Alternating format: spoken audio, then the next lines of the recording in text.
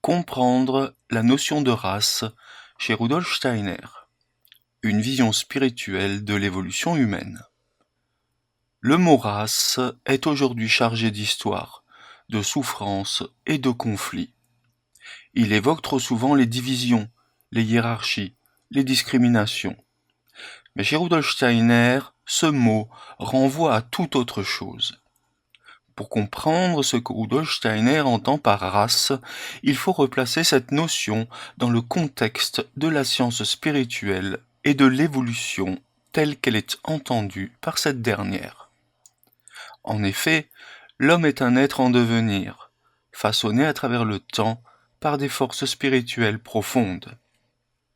Dans l'esprit de Rudolf Steiner se trouve une vision évolutive, non biologique.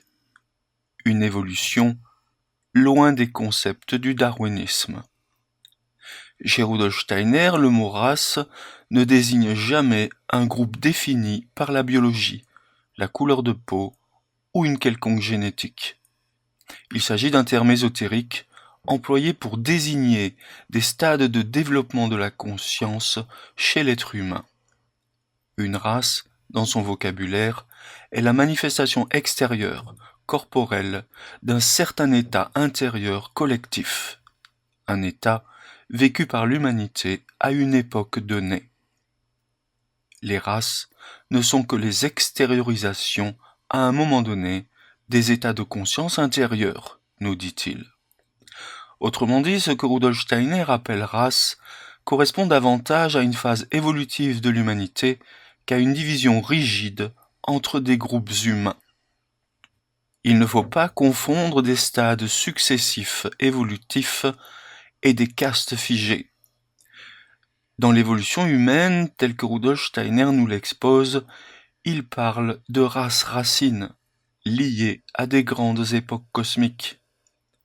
Il évoque par exemple la race lémurienne, la race atlante, et actuellement la 5e race post-atlantéenne.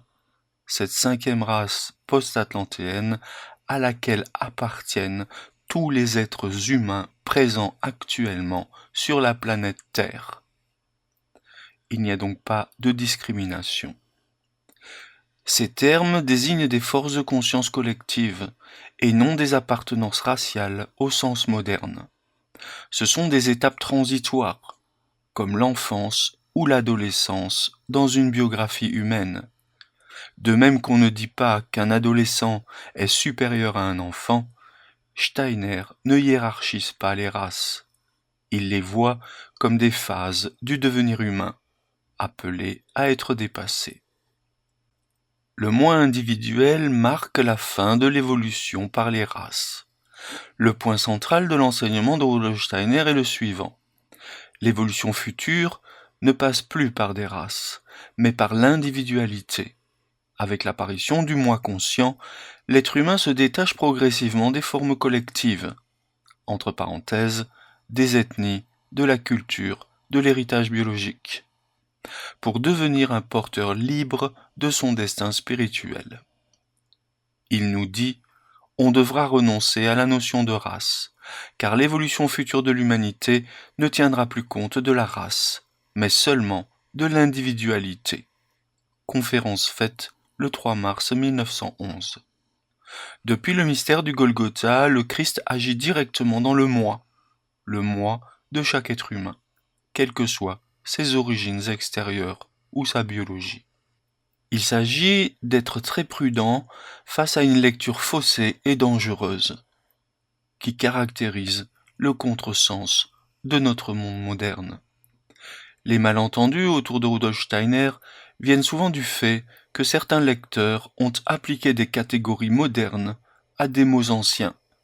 Mais Rudolf Steiner n'est ni racialiste ni élitiste. Il a même combattu toutes les formes de racisme et de nationalisme fermé.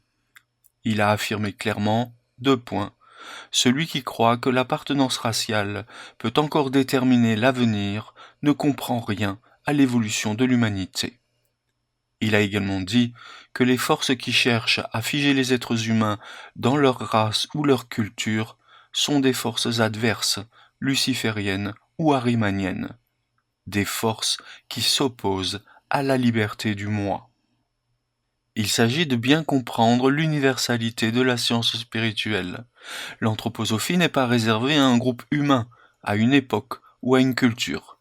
L'anthroposophie s'adresse à tout être humain parce qu'en chacun de nous brille le moi spirituel, image du divin.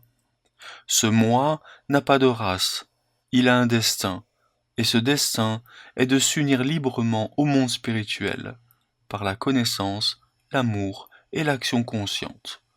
La vraie mission de Rudolf Steiner était de conduire l'humanité au-delà des apparences figées, vers une fraternité libre et cosmique, fondée non sur les corps ou les héritages, mais sur l'esprit individuel éveillé.